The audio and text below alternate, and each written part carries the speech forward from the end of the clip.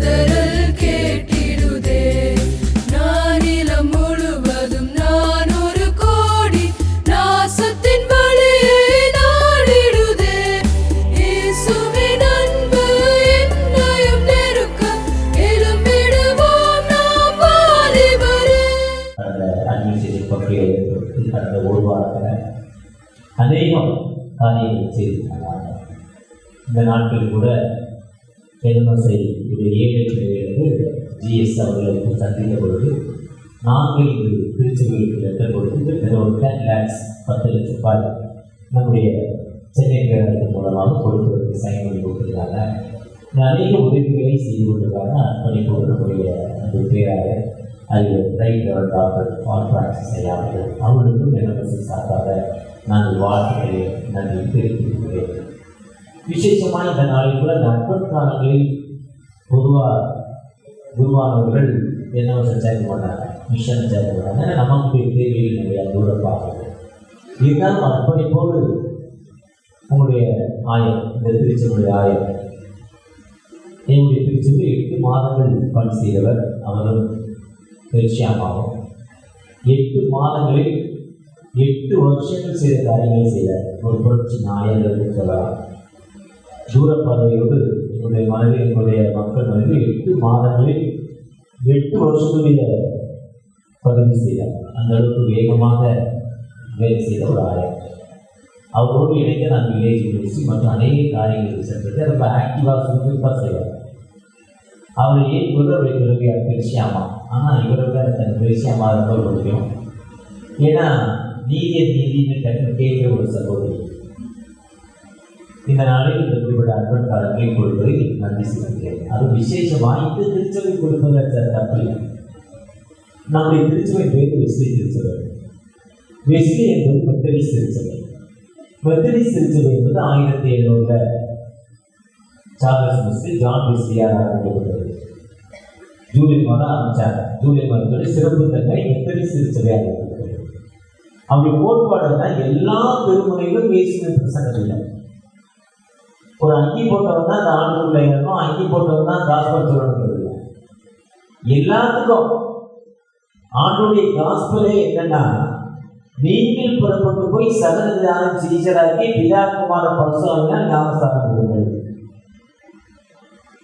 வானத்திலும் பூமியில் சகல அதிகாரங்கள் கொடுக்கப்பட்டது. உலகத்தின் புதிய நான் உங்களோடு இருக்கிறேன். இதுதான் மத்திய 28 சீஷருக்கு கொடுக்கப்பட்ட கான்செப்ட்.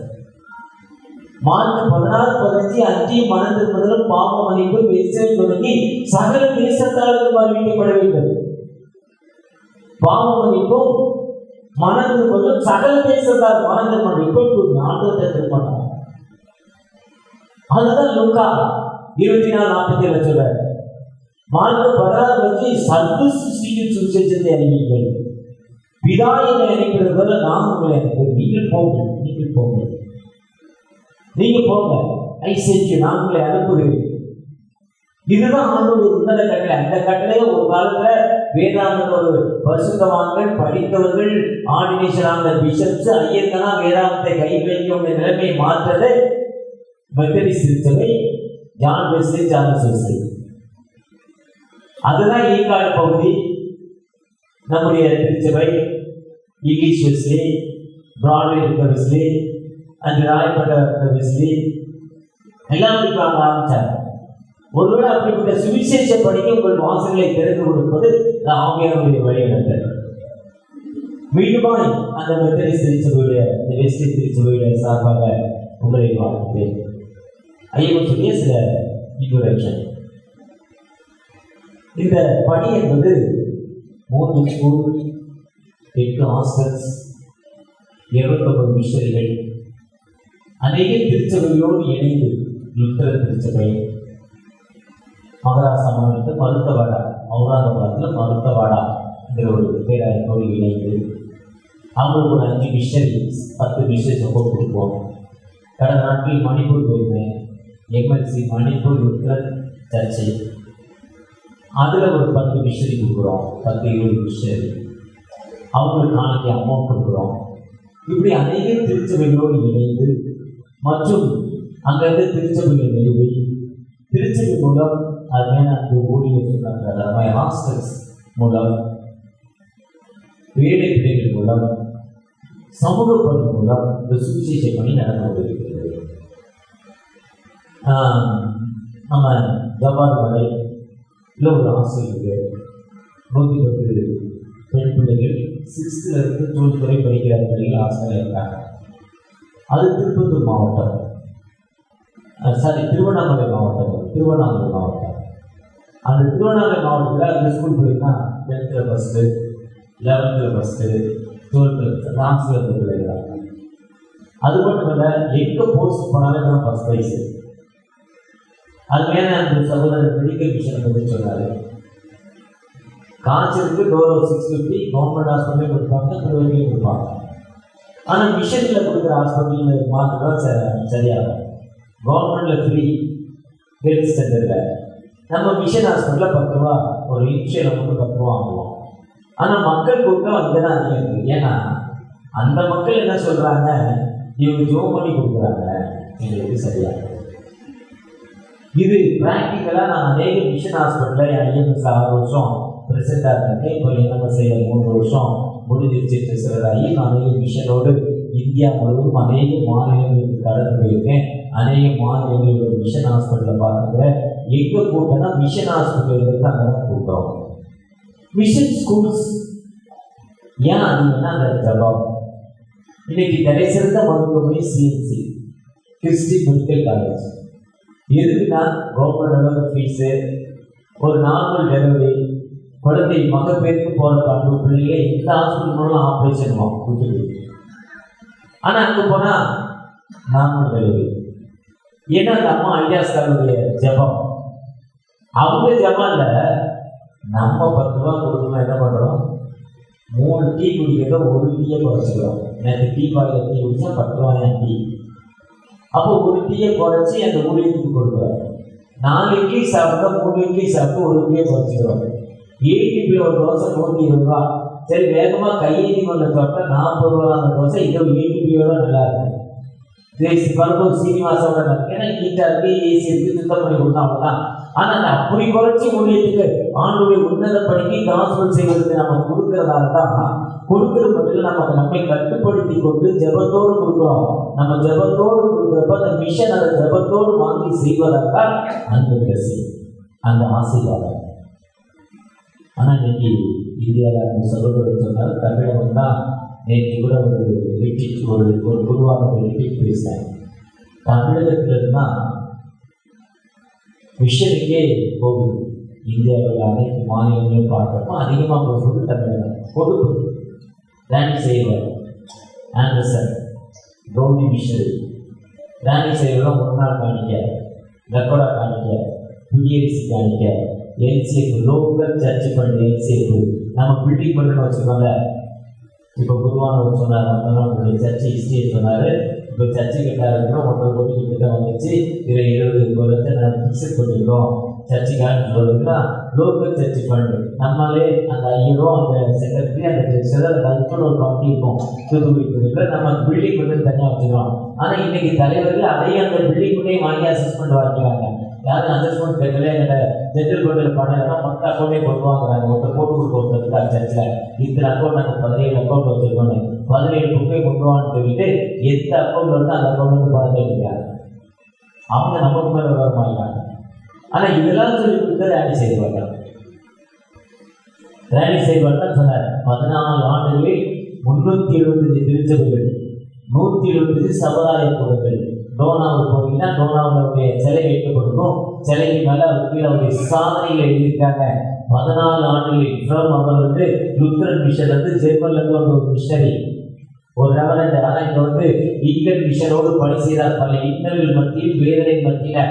ஆனால் 14 திருச்சபைகள், 14 ஆண்டுகளில் 370 திருச்சபைகள், சமுதாய கூடங்கள் பணி செய்தார். அவர் தான் சொல்லி கொடுத்தார் லோக்கல் சர்ச் பண்ணு எல்சின்னு சொல்லுவாங்க. நம்ம பில்டிங் வந்து ஒரு புது காரணம் வச்சுக்கிட்டோம். ஆனால் எத்தனை இருந்தாலும் அந்த சமூக பணி இல்லாமல் ஆண்டோடைய உன்னத வார்த்தை சொல்ல முடியாது. தமிழகத்தில் தான் இதுக்கு ஊற்றும் உதவிடும். காரணம் திருவள்ளூர் மாநிலத்துக்கு போனீங்கன்னா கௌரி மிஷன், என்ன அழகான மிஷன், அன்றையா மிஷன், வெஸ்லி மிஷன், செங்கல்பட்டு போனான். சென்னையில் 14 ஆண்டுகளில் எத்தனை திருச்சபை, எத்தனை ஸ்கூலு, அந்த ரெய்னி ஹாஸ்பிட்டல், கல்யாணி ஹாஸ்பிட்டல், நம்ம ஆண்டர்சன் ராஜகோபால், நாத்வி Rajagopal, Columbia school, Chengalpattu, Kanchipuram mission hospital, இவ்வளோ செஞ்சுருக்காங்க. அதுக்கு ஊற்றுறது இன்றைக்கு இந்தியாவில் லட்சக்கணக்கான மிஷன்கள் இருக்காங்க. அதில் கிட்டத்தட்ட 70-80 விழுக்காடு மக்கள் தமிழகத்தை சேர்ந்தவர்கள். அவங்க தேவைகள் 90 விழுக்காடு IMS, NMS, Vishwani, FMPB, Shera ministry, James ministry, youth blessing, IMM, video international, அப்படி பல ஸ்தாபனங்கள், நவஜீவன் சேவா மண்டலம், பல ஸ்தாபனங்கள் எல்லாமே இங்கே தான் போகுது. அதனால்தான் தமிழகத்தை புரிய வைக்கிறீர்கள். யூபியில் ஒன்றும் இல்லாமல் ஒரு கலவரத்தை சொல்லி யூபியே மாற்றோம். அதே மாதிரி தமிழகத்தை நாங்கள் மாற்றுவங்க தான் மதுரையை கையில் எடுத்துட்டாங்க. இதற்கு நம்முடைய ஜபம் மட்டும்தாங்க ஜெயிக்க முடியும். முழங்கால் இருந்தாங்க, முழங்கால் ஜெயிக்க போட்டாதாங்க ஜெயிக்க முடியும்.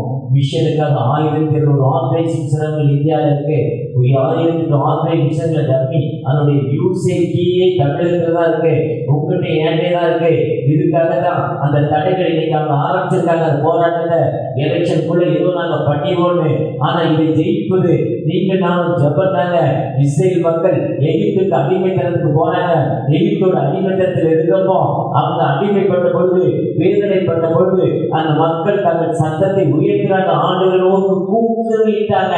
ஆண்டவர் சத்தத்தை கேட்டு மோசேங்கிற ஒரு தீர்க்கரை அனுப்பி அந்த மக்களுக்கு ஒரு விடுதலை கொடுத்தார். அதே விடுதலை இன்னைக்கு தமிழகத்தில் ஏற்பட வேண்டும். இதற்கு உங்களுடைய ஜபம், என்னுடைய ஜபம். ஒரு நாளைக்கு எத்தனை மணி நேரம் ஜபம் பண்ணீங்களோ, ஆனால் ஒரு குறிப்பிட்ட நேரம் மிஷனுக்காக, மிஷன் சேவைக்காக, இந்தியாவுடைய நல் வாழ்வுக்காக, இந்தியாவுடைய ஏழை மக்களுடைய விடுதலைக்காக ஜெபிக்க ஆண்டவர்களை நியமிக்கிறார். ஆண்டவருடைய வார்த்தை ஒரு சாதாரண வார்த்தை இல்லை. இன்னைக்கு வாட்சி கேட்ட தலைப்பின்படி செகண்ட் அட்வென்ட், இந்த மாதத்துடைய முதல் சண்டே, ஒரு அருமையான தலைப்பு, பெரிஃபுல் தலைப்பு, ரொம்ப வித்தியாசமாக, ரொம்ப சூப்பராக, ரொம்ப அருமையான தலைப்பு. God's word challenges the status quo. Status quo என்னன்னா, நம்ம ஸ்போர்ட்டுக்கு சட்டை போட்டு கோர்ட்டுக்கு போகிறோம். கோர்ட்டுக்கு போனோன்னா ஸ்டேட்டஸ் கோங்க 6 மாதத்துக்கு மேலே ஸ்டேட்டஸ் கோங்க, இப்போ இருக்கணும் ஸ்டேட்டஸ் கோங்க, 2 பேர் வச்சுக்கிட்டோம். இன்னைக்கு திட்டவேலுக்கு முடிவு தான் ஸ்டேட்டஸ் கோ. எனக்கு ராத்திரி 11 மணிக்கு 11 மணிக்கு அந்த தலைப்பை பார்த்தேன். ஸ்டேட்டஸ் கோவம் இது நம்ம மாநிலத்தில் சண்டை போடுறது இல்லை. நம்ம பிஷப்ஸும் அதிகமாகும், நம்ம இவ்வளோ 10 விழுக்காடு மக்களும் ஸ்டேட்டஸ் என்னங்க status quo? God's word challenges status quo. இருப்பு நிலையை அடைந்து விடுகிற வார்த்தை. தேவனே உலகை எதிர்கொள்ளும் கடவுளுடைய வார்த்தை. இந்த உலகத்தை நம்ம எப்படி எதிர்கொள்ளும் கடவுளுடைய வார்த்தை. இருப்பு நிலையை சவால் செய்யும் இறை வாக்கு, கர்த்தரை வார்த்தை, வேண்டாம் ஆண்டுடைய வார்த்தை. சைனாக ஒருத்தர் கடவுள் சொல்ல நாடு சைனா ஃப்ரீடம் ஆனோடனே அது ஒரு தமிழ் சனமாக. அப்போ கடவுள் இல்லைங்கிற ஒருத்தர் சொல்றாரு. ரொம்ப தீவிரவாதி, வேறு மறைச்சு எழுத முடியல வேலை. ஏன்னா நாட்டுக்கு வந்ததும் அந்த நாட்டியர் ஞாபகம் இருக்குது. அப்போ அவர்கிட்ட கூப்பிட்டு அரசாங்கம் கூப்பிட்டு இந்த மக்கள் ஒரு குறிப்பிட்ட கிறிஸ்துவ மக்கள் இருக்காங்க, வெள்ளக்காரங்க 4 ரூபாய் ட்ரான்ஸ்ஃபர் சொல்லியிருக்காங்க, அவங்களெல்லாம் மாற்றணும். அதனால் பைபிளை கையில் கொடுத்து இந்த பைபிள் எல்லாம் பொய்ன்னு நீ சொல்லணும் இன்னும் சொல்லி பைபிளை கையில் கொடுத்தாங்க. அவங்க அந்த பைபிள் நம்ம வச்சிருக்க வேதாமம் வாசிக்க ஆரம்பித்தார். அதில் இருக்க வார்த்தைகள் எதிர்ப்புன்னு சொல்லியிருக்காரு, வாசிக்க ஆரம்பித்தார். அவர் வாசிக்க ஆரம்பித்து ஒரு குறிப்பிட்ட ஒரு வருஷத்தில் சொன்னார், இந்த வார்த்தைகள் மட்டும்தான் உண்மையானவைகள், உலகில் ஆளக்கூடிய வார்த்தைகள், வேதத்தில் சொல்லும் வார்த்தைகள் மட்டும்தான் உண்மையான வார்த்தைகள், உலகில் ஆளக்கூடிய வார்த்தைகள் இல்லை எழுத்தார். அவர் புதுதலை கொடுத்தார். ஏன்னா எபேசியர் 4ஆம் அதிகாரம் 15ஆம் வசனத்தில் சொல்லலாம். அதை சொல்றது அன்புடன் சத்தியத்தை கைக்கொண்டு. திருவிழித்திர வாசிங்கன்னா இரக்கம் காட்டாத இல்லாதவர்கள், இறங்கக்கூடியவர். கடவுள் யாருன்னா பாவியில் ரட்சிக்க கிறிஸ்து இயேசு உலகத்தில் வந்தார் வார்த்தை உண்மையும் அவன் வந்ததை நோக்கமே பாம்பிகள் வச்சுட்டார். அதுதான் லூக்கா 1ஆம் அதிகாரத்துல நமக்கு கொடுக்கப்பட்ட தலைப்பு அப்படின்னா, அவர் இரக்கத்தின் கடவுள், அவர் ரட்சிக்கும் கடவுள், அவர் மீட்கும் ஆண்டவர். அதுதான் சொல்லிட்டு உடனே அந்த லூக்கா 1:70 சொல்றாரு, அந்த காலத்திலும் மரணத்திலும் மக்களுக்கு விடுதலை கொடுப்பதற்காக இயேசு ஒரு மதத்தை ஸ்தாபிப்பதற்கு வரல, தனக்கு ஒரு கூட்டத்தை ஏற்படுத்திக் கொள்ள வரல, தனக்கு ஒரு பெரிய ஒரு திருச்சபை நிறுவப்படல. இயேசுவின் காலத்தில் திருச்சபை நிறுவப்படல. பவுலடிகள் காலத்துல தான் திருச்சபையில், பேதுரு காலத்துல தான் திருச்சபை நிறுவப்படுகிறது. ஆனா இயேசுவின் காலத்துல திருச்சபை நிறுவப்படல. தனக்கு ஒரு கூட்டத்தை ஏற்படுத்தி கொள்ள வரல. அப்படிப்பட்ட ஆண்டவர் அன்புடன் சத்தியத்தை கொண்டு நம்ம வச்சிருக்க பவர்ல இருக்கு. ஆனா திருவிழத்தில் சொல்லி இரக்கம் காட்ட இயலாதவர் அல்ல, முடியாதவர், இரக்கம் காட்ட முடியவர். நம்மை போல சோதிக்கப்பட்டும் ஆயினும் பாவம் செய்யாதவர். திருவிழத்தில் ரொம்ப தெளிவா சொல்லியிருக்கு, பாவம் செய்யாதவர், அவர் பாவம் செய்யாதவர். அதுதான் அவர் சொல்றாரு இந்த வார்த்தை. ஆனா அதே நேரத்தில் பாவியை ரட்சிக்க வந்த ஆண்டவர், அவர் மனம் திரும்ப வேண்டும். அதுதான் வாசிக்க கேட்ட எபிரேயர் 12:4-12 சொல்றப்போ, அது இருவரும் கருக்குள்ள வார்த்தை, அது இருவரும் கருக்குள்ள வார்த்தை. எந்த ஊனையும் இந்த ஆணையும் அது எடுக்கக்கூடிய வார்த்தை. அதுதான் யோவான் 5:24 சொல்றப்போ, என் வசனத்தை கேட்டு என்னை அனுப்பினவரை விசுவாசிக்க வேண்டும். வசனத்தை கேட்கிறவர்கள் அதை அனுப்பினவரை விசுவாசிக்க வேண்டும். யோவான் 8:50 சொல்ற ஒருவர் என் வார்த்தையை கைக்கொள்ள வேண்டும். 107:19 இந்த ஆபத்தை அவரை நோக்கி கூப்பிடுவார், நான் வார்த்தையை அனுப்பி குணமாக்கி வாழ்வு கொடுக்க மாட்டார்.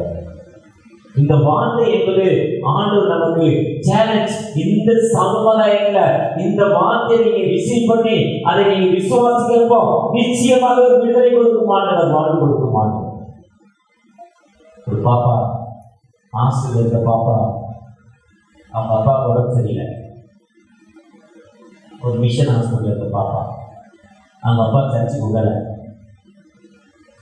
பைபிள் மினிஸ்டர் நடந்த சம்பவம். ஆனால் அந்த பாப்பா சொல்கிற, அப்பா நான் சர்ச்சுக்கு போக மாட்டேன், பைபிள் வாசிக்கணும், ஏமாற்றி ஹாஸ்பிட்டல் போயிட்டான். அவங்க அப்பா வேலைக்கு பாதிக்கு போயிட்டார். போன இடத்துல அவருக்கு பயங்கர ஒரு சமர்ப்பை, டாக்டரால் சரி பண்ண முடியல. அங்கே மகளுக்கு ஃபோன் பண்ணுறாங்க, நீ உன் கடவுளை எனக்காக ஜெபம் பண்ண முடியலப்பா. அப்போ அந்த வசனத்தை கொடுத்து ஜெபம் பண்ணி சொல்கிறார். ஒரு 6th படிக்கிற பொண்ணு, 6th 12 வயது நிரம்பி ஒரு பொண்ணு வசனத்தை ஜெபம் பண்ணி ஒரு ஹாஸ்பிட்டலில் இருக்க ஒரு மிஷன் ஹாஸ்பிட்டலில் நம்மளால 1000 ரூபாய் கொடுக்கப்பட்டு 1000 ரூபாய் வாங்கி ஒரு மாதத்துக்கு 1000 rupees ஒரு சைல்டு சப்போர்ட் கொடுத்தீங்கன்னா அந்த பிள்ளைக்கு 3 வேளை உணவு, 2 வேளை ஸ்நாக்ஸு, 4 யூனிஃபார்ம், ஒரு ஸ்கூல் பேக்கு படிக்க வச்சு அவங்க அரசாங்கத்தில் உயர் அதிகாரி ஆகியது. ஒரு மாதத்திற்கு 1000 ரூபாய், ஒரு மாதத்திற்கு 1000 ரூபான்னா ஒரு நாளைக்கு 33 ரூபாய், ஒரு நாளைக்கு 33 ரூபான்னா ஒரு டீ ஒரு இட்லி குறைச்சா போதும் ஒரு பிள்ளைய படிக்க வச்சு. அப்படி வச்ச படிக்க பிள்ளை தன் அப்பாவுக்கு சொல்லி அந்த அப்பா அதை விசுவாசிக்கிறப்போ, அந்த அப்பா விசுவாசத்தோடு இந்த பிள்ளை ஜோம் பண்றப்போ, இந்த பிள்ளை இங்கிருந்து ஜோம் பண்றது கிட்டத்தட்ட 5000 கிலோமீட்டருக்கு அந்த அப்பாவுக்கு போன்ல ஜோம் பண்றது அப்பா விசுவாசித்து ஏற்றுக்கொள்ளப்போ, எந்த அப்பா பைபிள் கிடைச்சாரோ அதே அப்பா ஆண்டவரை ஏற்றுக்கொண்டு இன்னைக்கு நார்த் இந்தியால ஒரு இவாஞ்சலிஸ்டாக ஒரு மிஷனரியாக பணி செய்து கொண்டிருக்கிறார். அதுதான் சங்கீதம் 107. அது இருபுறம் உள்ள 157 நோக்கி கூப்பிடுவார்கள், வார்த்தை அனுப்பி குணமாக்கி இக்கட்டிலிருந்து வாழ்வு கொடுக்க மாட்டார். அதுதான் ஏசாயா 55:11 என் வாயிலிருந்து புறப்பட வசனம் வெறுமையாய் வராது. ஏசாயா 66:5 கர்த்தருடைய வார்த்தையை கேளுங்கள், நடுங்குங்கள். கர்த்தருடைய வார்த்தையை கேளுங்க, நடுங்குங்க. அதுதான் எஸ்ரா சொல்றப்போ, எஸ்ரா 10:7 இது எனக்கு போதிக்கிற வார்த்தை எஸ்ரா சொல்ற. அதுதான் 2 சோதனையில வாசாலும் சரி இல்ல அதே பாடத்தை 2 நாளாக 34 சொல்றாரு. அந்த ராஜா அந்த வார்த்தையை கேட்டுக்கொண்டு நடுங்கி. இன்னைக்கு எத்தனை பேர் ஆண்டவருடைய வார்த்தை கேட்டு ஒரு நடுங்குகிற மக்களாய் காணப்படுகிறோம். கர்த்தருடைய வார்த்தை இருபுறம் கருக்குள்ள பட்டயம், அது எது செய்யும், நம்மை உயர்த்தும் பட்டயம். முதல் நாள் ராத்திரியில ஒரு நரிகள் சிப்சி மக்கள் மத்தியில் போயிருந்தேன். அந்த மக்கள் மத்தியில் இந்த பைபிளை பற்றி பேசினேன். பைபிளை பற்றி பைபிள் வாசிங்க. நான் பைபிள் வாசகரை உங்களை மாதிரி தான் இருந்தேன். ஒரு ட்ரெஸ் தான் வச்சுருந்தேன், கிழிஞ்ச ட்ரெஸ் தான் போட்டிருந்தேன். என் பிஸ்னஸ்க்கு போகிறப்போ நான் இறங்கி என் பைபிளை வாசிப்பேன், இறங்குறப்போ வாசிப்பேன், என் வண்டியை திரும்ப ஏறப்போ வாசிப்பேன். அப்போ நான் யார்கிட்ட பேசுனா அவங்க கண்களில் எனக்கு திரும்ப கிடைக்கும். 5 பேரை ஒரு ஊரில் பார்த்தோன்னா 4 பேர் எனக்கு உதவி செய்வாங்க. ஆனால் ஒவ்வொரு நாளும் பைபிளை காலையில் இருந்தாலும் வாசிப்பேன், ராத்திரி வாசிப்பேன். நீங்களும் வாசிங்க. நான் உங்களுக்கு சொல்லிவிடலாம். ஒரு 5-10 மினிட்ஸு ஏன்னா ரொம்ப லேட் ஆகிடுச்சு. அவங்களுக்கு மழை மேலே ஒரு பெனிஃபிட்டாக போயிடும். இதுதான் புதிய எனக்கு சொல்லி கொடுக்குறது. நீ பணத்தை வச்சுருக்காதப்பா, ஃபிக்ஸட் பண்ணாத உதவாது ஏழைங்களுக்கு கொடுத்தாரு. அப்போ அந்த மக்கள் முடிஞ்சவொடனே அந்த 75 நாட்கள் 250 நாட்கள் அந்த 60 மக்களை நிறுத்துறதுக்காக நடிப்பவர்கள் 75 நாட்கள் மக்கள் கிட்ட ஒரு 75-80 பேர் இருந்தாங்க. 80 மக்களும் என் முன்னால் ஐயா எனக்கு ஒரு சிலுவை போடு, எனக்கு ஒரு ஜெபம் பண்ணு. அந்த மக்களுடைய விசுவாசம், அந்த வார்த்தையை அவங்க விசுவாசித்த பொழுது முதல்ல அவங்களுக்கு அப்பவே ஒரு மிரக்கல், ஒரு அற்புதம் கிடைச்ச மாதிரி அவங்களுடைய எண்ணம். ஒருவேளை நீங்கள் நானும் அந்த வார்த்தையை எப்படி விசுவாசிக்கிற மக்களை ஆண்டோடைய வார்த்தையே ரொம்ப பகிர்ந்துருக்காங்க. அவர் சொல்றாரு, நீங்கள் பருவத்துக்கு நீங்கள் போங்க, நீங்க இப்போ போங்க, கண்ணுகிட்ட போங்க, போய் சொல்லுங்க. ஆண்டோடைய வார்த்தை சொல்லுங்க. நீங்க இப்போ சர்ச்சோடைய ஹிஸ்டரி ஐயா பேசிட்டு பல கிராமங்கள் நிறைய திருச்சபை கட்டிருக்கீங்க, நிறைய திருச்சபை கட்டிருக்கீங்க, பெரிய திருச்சபை கட்டிருக்கீங்க, நிறைய பேர் வில்லேஜ் மினிஸ்ட்ரி போயிருக்கீங்க. ஆனால் நம்ம எல்லாரும் அந்த ஊழியத்தை செய்யலாம். ஒரு ஐயர் வந்தார், ஒரு மெசேஜ் வந்தார். இதை சொல்லுன்னா நான் புரியுதை சொல்லிட்டு சொல்லலான்னு பார்த்தேன். நான் முதல்ல ஒரு நகரியை சந்திக்கிறேன். பெருசாமல் எங்கள் சர்ச்சை கூப்பிட்டுருக்காங்க. அவங்க நகரி வெஸ்ட் இப்போ வினயன் கோயில் விசாரிச்சு அவங்க தான் அந்த அம்மா அந்த கோயில் எடுத்தேன். போன வாரம் பார்த்தீங்கன்னா அடுத்த வாரம் பார்க்க போகிறேன். வினையோடு நெருங்கிய தொடர்பு உண்டு. அப்போ அந்த அம்மா கூப்பிட்டுருக்காங்க. கூப்பிட்டா என் வீட்டில் சாப்பிட்டோன்னா ஒரு மிஷன் மங்களா கூப்பிட்டு போகிறாங்க. கூப்பிட்டு போகிறப்போ அப்போ தான் துணி கையை பார்க்குறேன். ஏசி மாதிரி பெரிய கண்கள், பின்னால் பெரிய முடி, தாடி, ஏசு கிறிஸ்து மாதிரி ஒரு பிக்சரை பார்த்தேன். ஆனால் என்னை வாங்கணும் கூப்பிட தோற்றம் சொல்லலை, அளவும் சொல்லலை. ஏன்னா அவர் ஐயர் நான் கூப்பிடுறாரு. அப்போ அடிமை சொன்னாங்க. இதே மாதிரி ஒரு ஐயர் பிரசனத்துக்கு வந்தார். வந்தவரே என்ன பண்ணாரு, ஆண்டில் நாடார் ஓப்பனிங் சர்வீஸ் ஒரு தம்பி, ஓப்பனிங் சர்வீஸ் அந்த இந்த தாடிக்கார தம்பி பண்ணார். இதே மாதிரி முடிஞ்சு மெசேஜ் வந்து அங்கே என்ன பண்ணார், ஒரு சேவிங் செட் எடுத்தார். நேரே நல்லா ஷேவ் பண்ணார். மெசேஜ் செஞ்சார், கண்ணாடி எடுத்தார், ஷேவ் பண்ணார், சரி பண்ணார், எல்லாம் போட்டார். முடிச்சுட்டு அதுக்கப்புறம் தாண்டி போட்டார். முடிச்சுட்டு சர்வீஸ் முடிச்சுட்டு போயிட்டார்.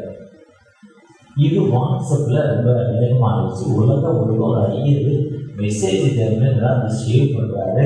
ஆண்களுக்கு நம்ம எவ்வளோ பரிசுத்தமான பூமி, இது என்னெல்லாம் நம்ம வித்தியாசமாக பண்ணுறாருன்னு எல்லாரும் வாட்ஸ்அப்பில் மெசேஜ் கிழிக்கிறாங்க.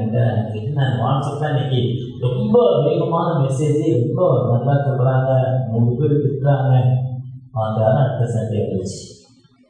அதே மாதிரி குருவான உள்ள வந்தார். அப்படி வாட்ஸ்அப் போட்டவங்களுக்கு மாற்றங்களுக்கு நன்றி, திட்டங்களுக்கு நன்றி, போராடங்களுக்கு நன்றி, போராடாங்க இன்னும் உங்கள் கருத்தை போடுங்க, உங்களுக்கு எல்லாத்துக்கும் நன்றி. எதுக்கு நான் அந்த வாரம் அப்படி பண்ணேன்னா, அதுக்கு முந்தின வாரம் பண்ணேன், ஊழியத்துக்கு போங்கன்னு சொன்னேன், ஊழியத்துக்கு கொடுங்கன்னு சொன்னேன், ஒருத்தருமே ரிசீவ் பண்ணல. இதை பண்ணதை மட்டும் எவ்வளோ வேகமாக போடுறீங்க, எப்படி நியாயம்னு கேட்டார். எப்படி நியாயம் கேட்டார். பொதுவாக நான் ஆண்டுடைய வார்த்தைக்கு உபயோகப்படுறோம். நீங்கள் வாட்ஸ்அப்பில் கெட்ட செய்திகள் தான் ரொம்ப வேகமாக பரவும், ரொம்ப வேகமாக. இவ்வளோ நாளும் ஐயர்களை திட்டவரை இப்போ ஒருத்தர் கட்சி பற்றி பேச ஆரம்பிச்சார். அவருக்கு எவ்வளோ ஆதரவாளர்னா 30,000 பேர் இருக்காங்க. அது போட்டோட பார்க்கலாம், கிறிஸ்துவத்தையும் மாற்ற மாதிரி பேசுறாரு. ஒருவேளை இன்னைக்கு வாட்ஸ்அப் அந்த அளவுக்கு அதிகமாகிட்டு இருக்கு, அந்த அளவுக்கு செய்திகள் வேகமாக பரவிட்டு இருக்கு. ஆனால் ஆண்டுடைய வார்த்தை வேகமாக பரவி கொண்டிருக்கா? ஆண்டுடைய வார்த்தை என்பது நாம் எப்படி ஆண்டுடைய வார்த்தை எப்படி போய்கிட்டு இருக்கு? ஏன்னா ஆண்டுடைய வார்த்தை இல்லாமல் இன்னைக்கு நிறைய மக்கள் வாழ்ந்து கொண்டிருக்காங்க. ஜார்க்கண்ட் மாநிலத்திற்கு மொசோபோனிங்கிற ஒரு காமிக் சென்டர், அந்த சிங்கடிங்கிற ஒரு கிராமம். அங்கே போயிருந்தோம். அது ஒரு 4 ஹெட் குவார்ட்டர். 4 ஹெட் குவார்ட்டர்னா நம்ம ஏரியாவில் பெரிய சிட்டியாக இருக்கும். இப்போ நான் இங்கே சொல்லக்குள்ள 4 ஹெட் குவார்ட்டர் சொன்னேன், எனக்கு சொல்ல முடியல. எங்கள் ஊருக்கு சொல்ல போனால் எங்களுடைய ஊர் வீரகேரளத்தூர் ஆலமரத்தில் 4 ஹெட் குவார்ட்டர். எல்லா பொருளும் இருக்கும். 4 தாசில்தார் இருப்பார். கிராமங்கள் ஒன்று இருக்கார். ஒரு தீப்பெட்டி வாங்குறது கூட இதெல்லாம் வரலாம், மேட்ச் பாக்ஸ் வாங்குறதுக்கு. இங்கே சென்னையில் என்ன மேட்ச் பண்ணன்னு தெரியல. அப்படிப்பட்ட 4 ஹெட் குவார்ட்டர் அந்த கிராமம் மாதிரி ஒரு டீ ₹1. பஸ் ஸ்டாண்ட் தான் ஒரு பஸ் இல்லை, வளர்ச்சியே இல்லை. அங்கே ஒருத்தர் லிங்கன், சிம்சன் லிங்கன்கிற தன்னுடைய சொந்த இடத்தை எம்எம்எஸ் கொடுத்து ஹாஸ்டல் அனுப்புறார். அவருடைய சொந்த இடத்துல ஹாஸ்டல் அனுப்புறார். பெண் பிள்ளைகள், வாலிப பிள்ளைகள். யாருன்னா அப்பா அம்மால கைவிடப்பட்ட பிள்ளைகள், உணவு இல்லாத பிள்ளைகள், வறுமை கோட்டு கீழே வாழும் மக்கள். இந்தியாவிலே அதிக மழை நிறைந்த மாநிலம் ஜார்க்கண்ட். வசதி ஒரிசா ரொம்ப குறைவு, அதுக்கு அடுத்த மாநிலம் ஜார்க்கண்ட். ஒரிசாவில் போக்குவரத்து ரொம்ப குறைவு. கடந்த நாட்களில் ஒரு சென்சஸ் கணக்கில் பார்த்தேன். அதுக்கு அடுத்து ஜார்க்கண்ட் தான். படிப்பே இல்லாத பிள்ளைகள், இல்லைன்னா அவங்க வேற மாதிரி அந்த பிள்ளைகளை அடிமைத்தனமா அனுப்பிடுறாங்க. அதே தான் வெஸ்ட் பெங்கால சிலிகுடி தாண்டி டார்ஜிலிங் கீழே ஒரு கிராமம். அந்த கிராமத்திலே அதே நிலைமை தான். குரு பிரதேசம், அரசாங்கத்துடைய போக்குவரத்து கிடையாது. ஹில்ஸ்ல சிங்கிள் ரோடு, ஆஃப் ரோடா போடாத ரோடு. வாழ்வை தேடி, உணவை தேடி, வேலையை தேடி கிராமம் சிட்டிக்கு வருது. சிட்டிக்கு வர இடத்துல தன் வாழ்க்கையை அமைத்துக் கொள்வது. அங்க அமைந்த வாழ்க்கை, அங்க வாழ்ந்த அங்க பிறந்த பிள்ளைகளை அனாதையா விட்டு வந்தது. அவங்க பிள்ளைகள் அனாதையா காணப்படுறது. ஜார்க்கண்ட்லயும் இதே நேரமா இந்த பிள்ளைகளுக்கு கல்வி இல்லை. இப்படிப்பட்ட பகுதியில் தான் இன்னைக்கு என்எம்எஸ்ஐ பணி செய்து கொண்டிருக்கு. கிட்டத்தட்ட அந்த டார்ஜிலிங் பகுதியில அங்க ஒவ்வொரு இடத்துல ஒரு ஸ்கூல் வச்சிருக்கோம். 120 பிள்ளைகள் தான் என்எம்எஸ்ஐ பிள்ளைகள் அந்த ஹாஸ்டலோடு இருக்கு. ஆனா அந்த பிள்ளைகளுடைய அப்பா அம்மா, அந்த பிள்ளைகள் லீவுல கூட அங்க போக மாட்டேது வீட்டுக்கு. ஏன்னா லீவுல வீட்டுக்கு போனா அவங்களுக்கு உணவுல ஒரு கைவிடப்பட்ட நிலைமையில அந்த பிள்ளைகள் காணப்படுறாங்க. அதேதான் ஜார்க்கண்ட்லயும் காணப்படுது. ஒருவேளை நாமும் 100 வருஷத்துக்கு முன்னால இப்படிப்பட்ட ஒரு கைவிடப்பட்ட நிலைமையில தான், பின்தங்க நிலைமையில தான் நீங்கள் நாங்கள் வாழ்ந்து கொண்டிருந்தோம். ஆனா அன்னைக்கு மிஷனரிகள் வந்ததால நம்முடைய வாழ்வு ஒரு முன்னேற்றமான பாதைக்கு கடந்து போச்சு. நமக்கு அவங்க முதலாவது வேதத்தை கொடுத்தாங்க, வேதத்துடைய சத்தியத்தை சொல்லிக் கொடுத்தாங்க, பைபிள் ஸ்கூல் ஆரம்பிச்சாங்க, ஆண்டவருடைய வார்த்தை நமக்கு சொல்லிக் கொடுத்து எல்லா நிலையிலுமே ஏற்றாங்க. அந்த உயரத்தினால்தான் இன்னைக்கு வெஸ்வி திருச்சபை எக்மோர் வெஸ்வி ஆட்சியாளர்களுக்கும் அந்த பக்கம் ஆறுரா ஆட்சியாளர்கள் வேலை செய்த பணியாளர்களுக்கும் இது ரயில்வேல வேலை செய்த மக்கள் தான் வெஸ்வி. இன்னைக்கு கிராமத்தில் டிரான்ஸ்பர் போய் இன்னைக்கு திருவள்ளூர் மாவட்டத்தில் தடுக்கி விழுந்தா எல்லா கிராமங்களையும் 3-4 சர்ச், ஒரு சிஎஸ்ஐ, ஒரு டிஎன்சி, ஒரு உத்ரா, பெண்டிகா சர்ச்சு, ஏஜி சர்ச்சு, இதெல்லாம் வெஸ்லியோட இந்த மெத்தடிஸ்ட் சர்ச்சுடைய அடிப்படை. டிஎன்சி ஒரு கிராமமே, 1000 குடும்பமே உள்ள ஒரு கிராமமே, கைகொண்டிருந்த கிராமமே கிறிஸ்டியன்ஸ். ஃபுல் 3,000 ஏக்கரை வாங்கி அந்த மக்களுக்கு கொடுத்துருக்காங்க. கைகொண்டுள்ளாங்க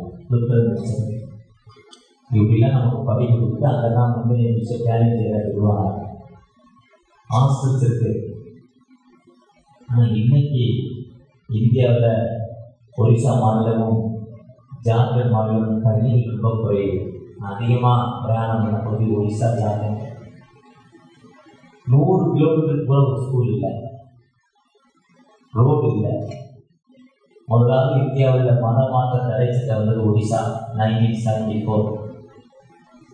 கிறிஸ்தவ மக்களுக்கு அதிகமான எதிர்ப்பு, துன்புறுத்தல்.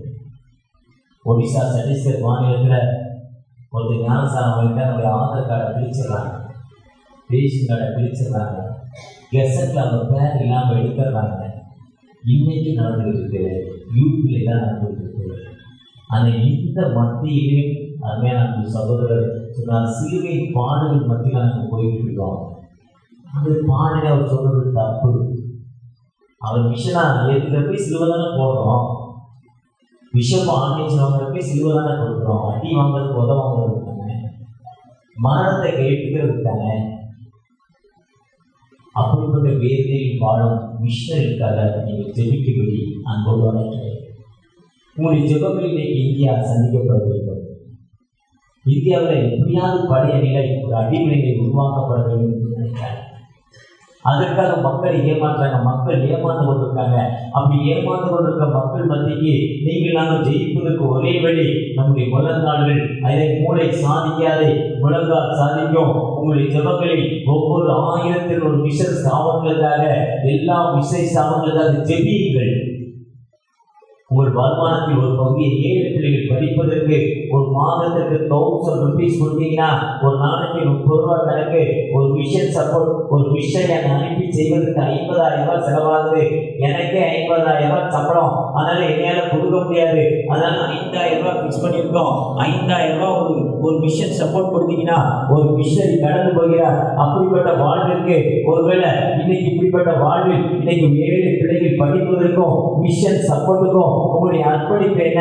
நீங்கள் குழுவாக ஐயா ஒரு அர்ப்பணிப்போடு ஜெபத்தோடு மிஷனுக்கு கொடுக்கிறப்போ ஆண்டவர் எல்லா நிலையும் உயர்த்தும் ஆண்டவர். அந்த ஆண்டவர் நம்மோடு கண்டுபிடிக்கிறார். சென்னை பேராது மிஷனரியோடு சேர்ந்து கடா பகுதிக்கு நான் போவோம். அந்த மக்களுக்கு உணவு இல்லை. ரொம்ப பின்தங்க மக்கள், ஸ்கூலுக்கு போகல. அவங்க பார்க்குறப்ப நான் 50 வருஷத்துக்கு மேலே அப்படி நிறைய என்ன இல்லாமல் 2 மூக்கும் வந்துட்டு உணவு இல்லாமல் பின்தங்க அந்த மிஷனரிகளோடு சேர்ந்து நான் ஒரு உதவி செய்வேன். நானும் அன்னைக்கு என்னுடைய குருவானது, என்னுடைய சர்ச்சை அன்னைக்கு ஒரு குருவான 2 பாஸ்டைக்கும் நானும் சேர்ந்து சென்றேன். என்னுடைய ஃபேமிலி அந்த மக்கள் ஸ்கூலுக்கு போக ஆரம்பிச்சிட்டாங்க. அடுத்து வந்த குருவானோ நீ சொல்லி நான் தரமாப்பா எல்லாம் முடியாது. அதான் அப்படி சரி, நான் நீ தராட்டா பரவாயில்ல, நான் கொடுக்குறேன், என்னுடைய குடும்பத்துக்கு கொடுக்குறேன். எனக்கு 3 மடங்கு வளர்ச்சி தந்தார். என்னுடைய தொழிலில் 3 மடங்கு வளர்ச்சி தந்தார். ஐஎம்எஸோடு 6 வருடங்கள், இந்த என்எம்எஸோடு 3 வருடங்கள், 9 வருடங்கள் ஆச்சு. இந்தியா முழுவதும் 2 மாதத்துக்கு ஸ்டேட்குள்ளே போகிறேன். போகிறப்ப அந்த மிஷனரிகளுக்கு அங்கே இருக்க மக்களுக்கு இனியாக முடிந்த உதவியை செய்கிறேன். டைரெக்டாக யாருக்கும் கொடுக்குறது டைரெக்டாக செய்கிறேன். 35 வருஷம் அண்டர் எஜுகேஷன், 35 ஆண்டுகள். இப்போ கூட லோ சுகராக ஆரம்பிச்சிது. மறுபடியும் 5000 ரூபாய் காப்பி தரேன், நாங்கள் இல்லைம்மா போகிறோம், நீங்கள் சர்ச்சைக்கு போகிறீங்க, செக்ஷன் தருவார்னு வந்துட்டேன். செக்ஷன் ரொம்ப லேட்டாக தந்தார். ஐஎன்டி அவர் கேட்கல, செக்ரட்டரி அவர் கேட்கல. அவருக்கு ஒரு பாலிசி இருக்கு. எனக்கு லோ சுகர் ஆரம்பமாகிடுச்சு. சாக்லேட் எக்ஸ்போம் பண்ணேன், ஜெயிச்சேன். சாக்லேட் வாங்கியிருந்தாங்க. சாக்லேட் ஜெயிச்சு நான் வாங்குறத பார்த்து ஒரு குடும்பம் ஓடியான செக்ஷன் அதுக்கப்புறம் ஆரம்பித்தார். இதே துளி கேட்கல. ஆனால் 65 வயசுல 35 ஆண்டுகள் டயபெட்டிக் பேஷண்ட். நேற்று ராத்திரி கூட ஒரு சர்ச்சுக்கு போனேன். சூப்பர் பிரியாணி 4 பேருக்கு சாப்பிட்றதுக்கு ஐயர் கட்டி கொடுத்தாரு. வீட்டுக்கு கொண்டு போங்க. 11 மணிக்கு வர யாருமே வீட்டில் ஏதாவது பிரியாணி தான் சாப்பிட்டேன். நான் எனக்கு சாப்பிட மாட்டேன். இருந்தாலும் ஆண்டவர் சுகத்தை தெரிவிக்கிறார். காரணம் என்னதுமா? மிஷன் ஓடிதான். மிஷனோடு இணைந்து என்னை நான் அர்ப்பணித்துக் கொள்வதால் இதுவரை எனக்கு சுகத்தை தெரிவிக்கிறார். உனக்கு விரோதமாக உருவாக்கப்படும் எந்தவித ஆயுதம் போகாத வாழ்க்கையில் நிறைய திருச்சுவை தலைவர்கள் எனக்கும் ரொம்ப ஆப்போசிட் பேசுவாங்க. நான் சொல்ல திருநெல்வேலிக்கு எனக்கு ரொம்ப ஆப்போசிட்டாக பேசுவாங்க. தோற்றம்னு போக வேண்டியதான். உனக்கு விரோதமாக உருவாக்கப்படும் எந்தவித ஆயுதமும் வாங்கிக்காது.